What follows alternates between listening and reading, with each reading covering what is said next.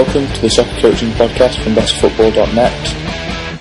In this episode we are talking to UEFA A licensed coach and author Tim Wareing, who's just released his second book One-on-One Coaching, about technique development, the importance of age-appropriate coaching, and what he learned from study visits to Barcelona, Ajax, Eindhoven and Braga. First of all, Tim, if you just talk about sort of your coaching pathway and how you started out and how you got to where you are now. Yeah, I started coaching at the age of 18. I was still playing at the time, and at that time I sort of obviously wanted to take on coaching qualifications, so I started that through the Irish Football Association and achieved my European A licence at the age of 24. During this time then, I'd been working at Grassroots and working my way up, and was working with the Irish Premiership side, Lisburn Distillery, and during a 6-year period there I looked after the under-18s, the reserve team, and then implemented a successful academy as academy director. Okay, and what are you up to at the moment in terms of coaching? What teams are you looking after? Well, at the minute I'm completely independent. When I stood down from a position there at Lisburn Distillery a couple of years back, it was just to concentrate with my own business, TW Sports. And what I've done is I've developed, that's been now running as well for about sort of going now 7 years. We cater for toddlers. We do a Toddler Soccer program for 2-year-olds and above. We've got mini soccer for 5-year-olds and above, and then of course we've got the elite program where I've got my own academy, and boys that play for Irish League sides and grassroots sides, they come in for additional training and opportunities then we take them away on tour. Last year we were in Holland, for example, and played against PSV's feeder team, and this year we'll be in London. Good stuff. You touched upon Toddler Soccer there briefly. Obviously your first book was all about Toddler Soccer. Can you just talk about sort of what made you write that book? Well, Toddler Soccer came about. It was actually, you could probably argue, maybe a fluke, because we had been doing the mini soccer, and we seemed like a lot of younger brothers and sisters really got disappointed that they couldn't come in. They couldn't understand why they couldn't play. So that's what had brought around the initial project of bringing Toddler Soccer to Northern Ireland.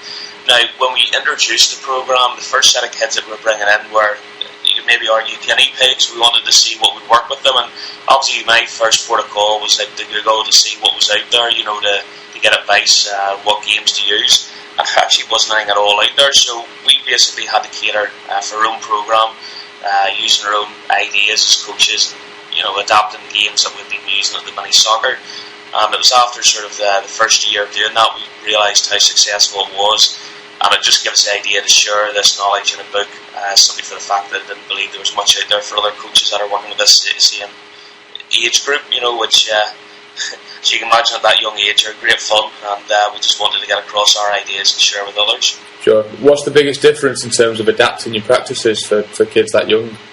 Well, for kids that young, I find really, I mean, the coaching qualifications and all that, you know, basically go out the window. Really, for the 45 minutes that you're coaching at that age group, it's more that you become like an entertainer, you know. So, with being a parent myself, it's quite easy to be able to get in that role and just get on like an idiot for 45 minutes. And what we find is that with 7, 8, 9, 10-year-olds, what attracts to them is maybe using examples like Messi's, Ronaldo's, and but with kids at the age of 2 and 3, we find it's better and more motivated if we use cartoon characters.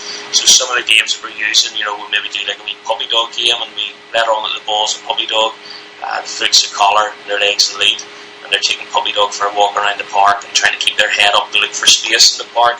And then we just teach puppy dog different tricks, you know, to teach puppy dog how to roll over.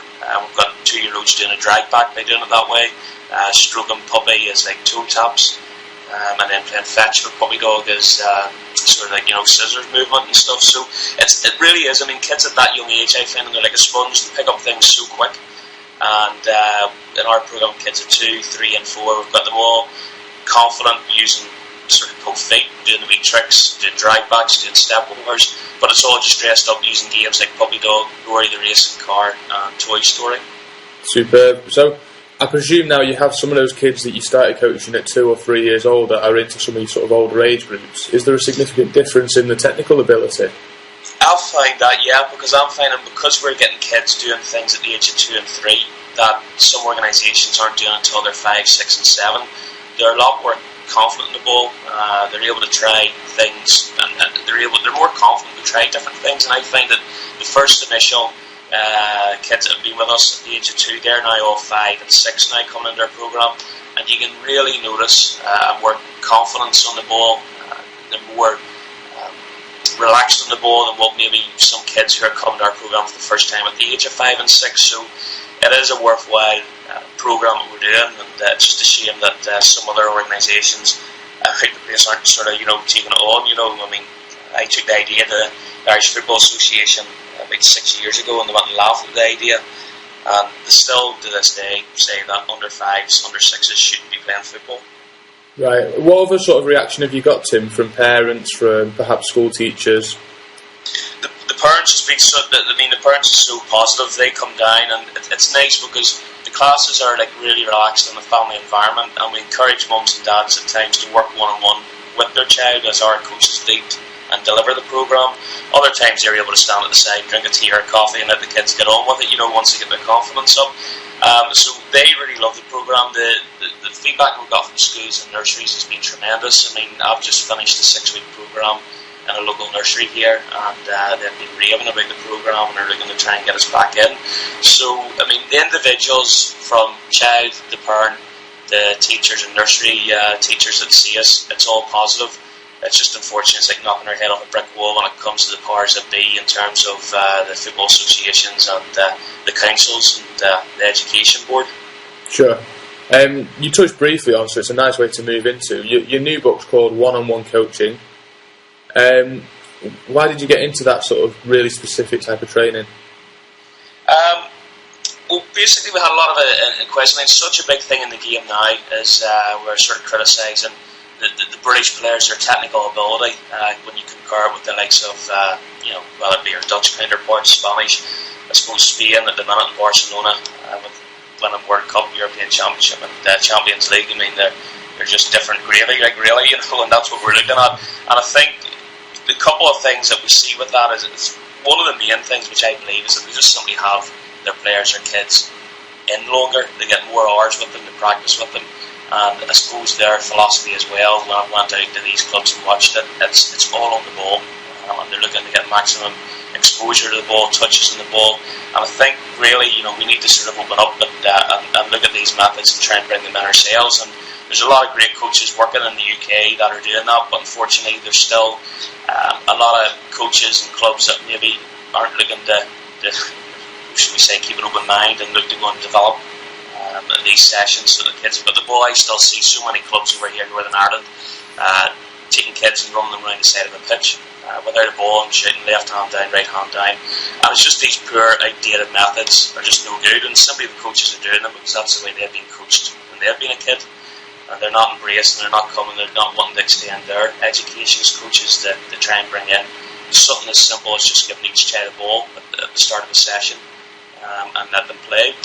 So it was with that we had a couple of children and a couple of parents come to us to look at the idea of one-on-one coaching, and that's where the whole concept came about, that we did a lot of work with these kids, and a lot of people looking from the outside in have seen the benefits of how it's working, and we've just had so much more kids and parents request it. So the one-on-one and the small group coaching has taken off big time. And what are the types of activity that you'd be doing in a typical one-on-one session, Tim?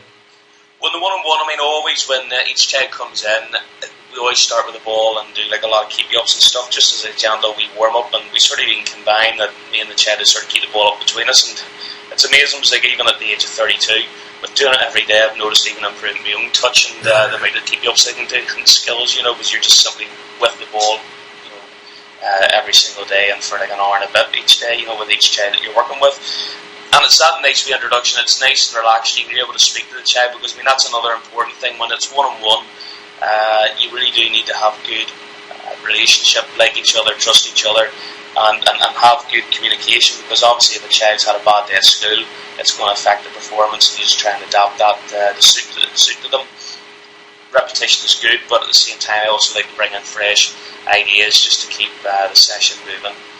And a lot of the things that we'll do after that will maybe concentrate on a skill square, which is simply we just have like a cone out and set up a grid that's about sort of 15 by 15 with a large cone or pole in the middle, and we'll get the child to work sort of doing skills coming into the middles if it's a defender and doing a turn and going out, and they repeat that same skill 4 times. They come back to the start and they go out and do it again, but on their other foot, so they're working both feet, and we're just getting them to use as many skills as possible. Sure. And obviously it's the type of activity that you lead as a coach, but is there also room to do some of the activities, sort of the kid on his own or with a parent, with other parties? Yeah, I mean, what I do with each child that comes in, we do a PDP, a player development plan, so we will always be asking for feedback and getting the child to take responsibility for himself as well, that he will write down on it, his long-term goal, what he wants to achieve, and to help to get to that goal to be short-term goals, but he also writes down his strengths and his weaknesses, and it's the weaknesses that we sort of key in with, and we look to see what he wants to improve and maybe what he needs to improve in his game. And with that, we'll set different targets like homework for things that he can do and working at home with the ball and working with his mum or dad then with the ball or brother, whatever. And that's sort of like a key thing to see the development, because where they're coming in, some of them come in once a week, we have some of them in twice a week, we have a boy that comes in as many as 4 times a week. And I suppose it's just getting back up to that, it's talked about so much, 10,000 hour theory. And that's something which I wrote about there quite recently, and it's featured in the book.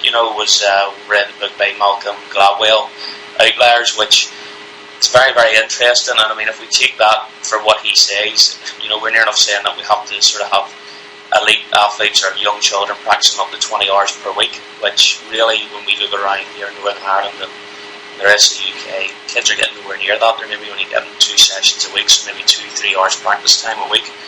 And I think that's where the technical ability has really dropped, because gone are the days where when we were young and played street football that we would have been getting 20 hours no problem, because you're out straight after school right up to last thing at night. But the demise of the street football, I believe that's probably what's hampered the overall technical ability of our young kids coming up in the game now. A good friend of mine, Hugo Vicente, who was at Benfica, he's now at Braga, he came over and did a coaches clinic here in Northern Ireland. And one of the interesting things was, that was one of the big things he picked up on, was your sort of warm-ups before a match or warm-ups before training. And you're doing the silly wee things, rolling your arms over your head and getting your heels up your buttocks and getting your knees up the front. And he says if clubs are doing this for 10 or 15 minutes a session, and they've only got the kids in once a week, by the time you get to the end of the month, they've practically wasted a whole session getting kids doing stupid things, getting their knees up and getting their feet up and swinging their arms around the head. And if you do that at the end of the year, again, you've lost even more quality training time with the ball. And that was a big example. He said if you look at a kid's development years from sort of under 8, under 9, going right up to under 16, under 17, under 18, if you take out of all the silly times you've done swinging your arms over your head and getting your knees up, you've wasted a whole year of development without the ball.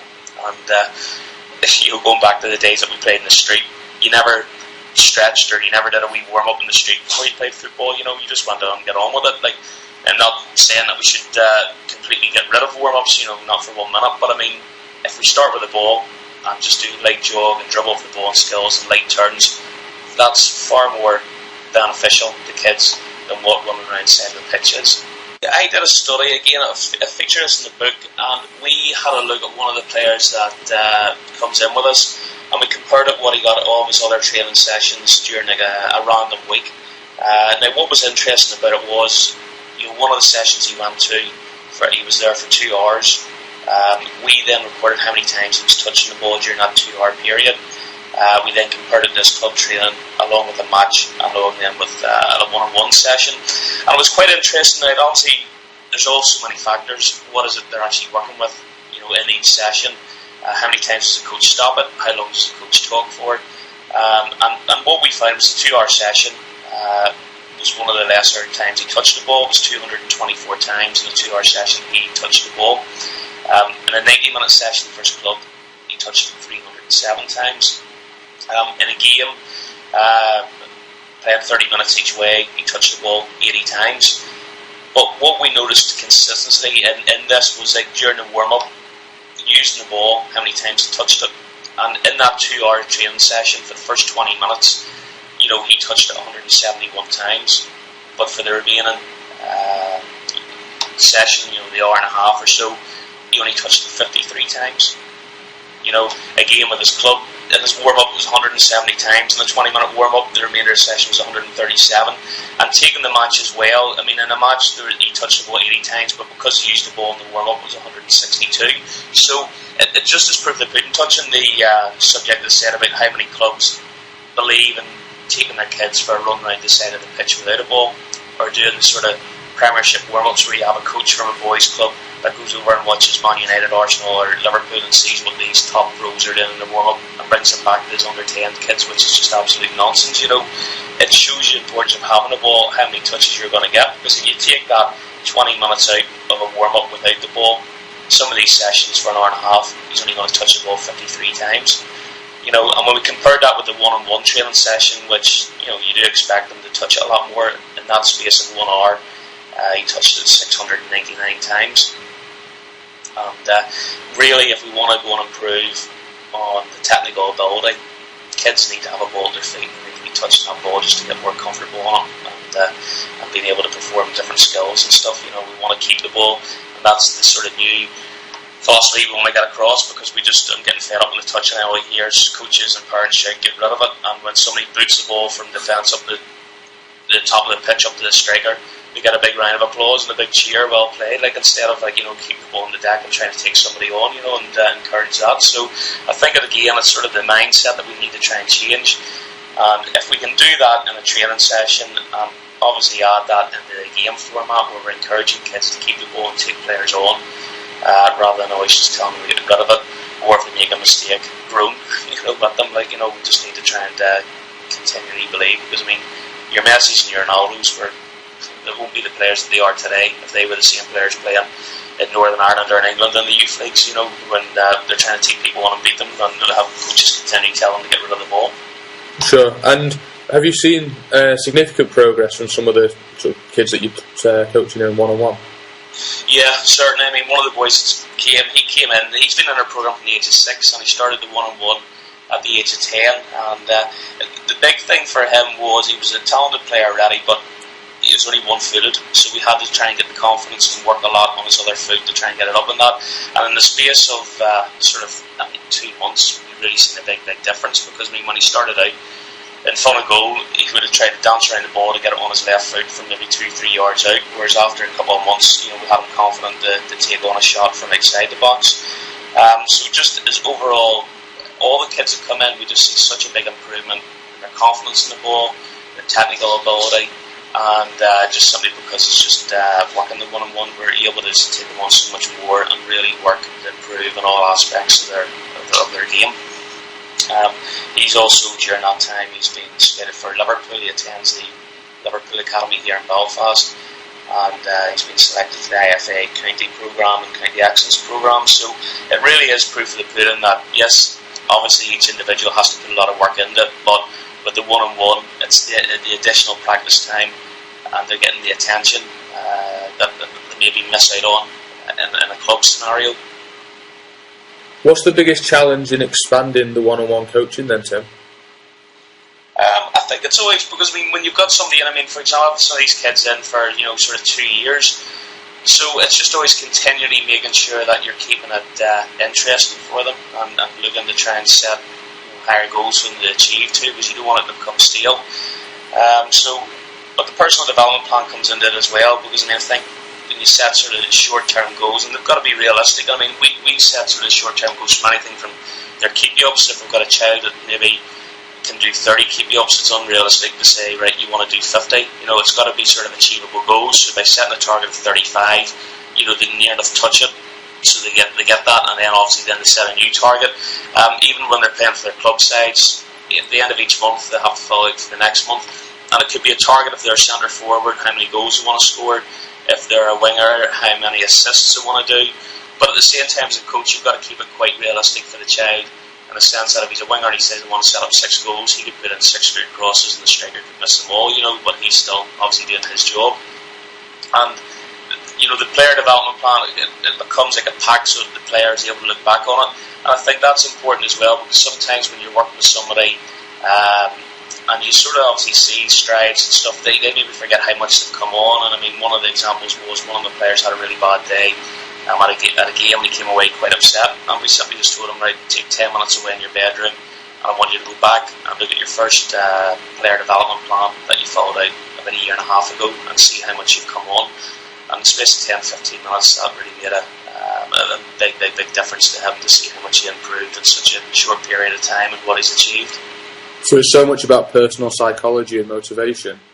Yeah, certainly, definitely, it really is. I mean, I'm a big fan as well as the visual psychology as well. I write about that in the new book, simply by surrounding yourself with positive thoughts, whether that be from medals, trophies, one maybe on a personal level, as a player, or collectively as a team if we won leagues. Get that up, get photos up, and even the player development plan, have that stuck up, so it's the first thing you see in the morning in your bedroom when you get up, and it's the last thing you see at night, because in life we all work to targets, whether that be in the football world or whether that be in the business world, and that's what sort of drives and keeps the passion to keep us continuing to work and develop. From our sort of previous conversations, you're a big proponent of 4v4 in sort of group training sessions and developing understanding through that type of practice as well. Yeah, that's right. I mean, when I was academy director at the Story, that was one of the big things we brought in. We had our younger kids, sort of that were aged 7, 8, 9 and 10. They were playing 7-a-side on a Saturday, like in their match format. But every training session we always brought it down to 4v4, because we just felt, again, this is sort of the maximum touches of the ball. There was more 1v1 duos. It also gave you all the main components that you needed of the game. We had each kid playing a different position, like in that sort of diamond system where it's encouraging depth, width, and penetration going forward. And I mean, when we brought that in, we just sort of seen the benefits on a Saturday when we're playing the teams playing 4v4, how much more comfortable our players were on the ball, and that they took more, if you like, risks by taking players on, because they knew that was what we wanted, from them. If kids can't play at the age of 7, 8, and 9 and make mistakes, they're never going to be able to play. And I think that's, again, the coaches need to do that, because if we say as parents, if our son or our daughter does something wrong and you shout at them, well, you hope that they're not going to do that again. But that's the same you've got to look at in the football world. If a kid goes and takes somebody on, tries to step over to beat a defender, it doesn't come off. If you have a coach or parent screaming at them, "Oh, for goodness sake, you've lost the ball," that's striking a negative in that child's head, and that child then won't do it again, and he'll just play in his comfort zone. And that's why we're not getting developing, I believe, the exciting players that other countries in the world are. Talking of other countries, you've been on a number of study visits, I know, Tim, from sort of previous chats. What are some of the things you've picked up from your trips to, for example, Braga and PSV? Was Barcelona as well? Yeah, I was in Barcelona there, it's about 4 years ago or so. It was when Rijkaard was there, and we got to watch everything from basically their community programme right the way up into the academy. And one of the big things that we always noticed again is, these massive clubs, these top European clubs, and you go and think, what are they doing? Their training must be absolutely brilliant. But really, it's not rocket science. It's just so simple. In fact, Barcelona watched under 12s, and one of their sessions was simply 1v1. One of the kids had a ball on the throw-in line, and the objective from the coach was, you've got to get from one side of the pitch to the other, and go in any direction. You have to go in a straight line. You can go left, right, take the man on, shoot the ball, do skills, and get the other side. If that player got the other side, they were 1-0 up, and they started all over again. The two players looked at each other, nodded, and then went. And you just think, how simple is it? But yet, again, they're getting maximum touches in the ball, and they're continually always encouraging players to take them on and to beat a player, and that was evident as well. All the other clubs we went to, were at PSV, were at Ajax and Braga, always we seen a ball at all the kids' feet, and even going right up to the senior team, we've seen the under-19s in Braga, and they're working on 1v1s, 2v2s, 3v2s, so it's just high tempo and small-sided games that all these clubs are working to, and that's coming from the kids right up to the seniors. It just seems to be a whole different environment and atmosphere. Whether it be in Barcelona, PSV Eindhoven, for example, we went up to their training complex. Everybody's allowed in, whether that be coaches, whether that be supporters. There's no big egos. There's no security guys in the door saying you can't come in, you can't watch what we're doing.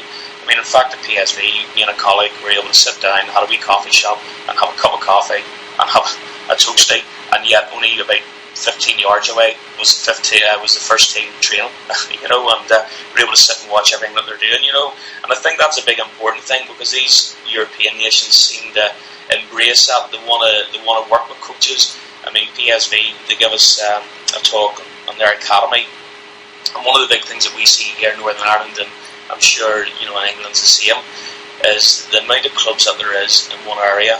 There could be maybe 20 different clubs, maybe like a 5-10 mile radius, all running youth teams and stuff. Even though within these clubs, at the different age groups, it seems to be like little mini clubs within. They don't want to work with each other. Whereas in Holland, they basically have one club for each main village or town. It's such a great atmosphere, and the professional clubs will work hand in hand, because the likes of PSV, what they want is they want to educate the grassroots coaches so they can put on better training sessions, so they can develop better kids, so that then when they're getting to a certain level, that'll be the kids that they'll look to bring into the PSV academy.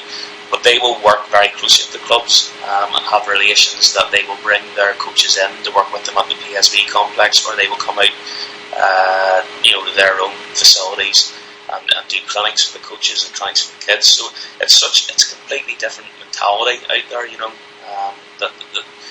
The grassroots and the professional clubs are a lot closer, whereas in England it just seems to be the professional clubs seem to be a million miles away from the grassroots clubs. It doesn't.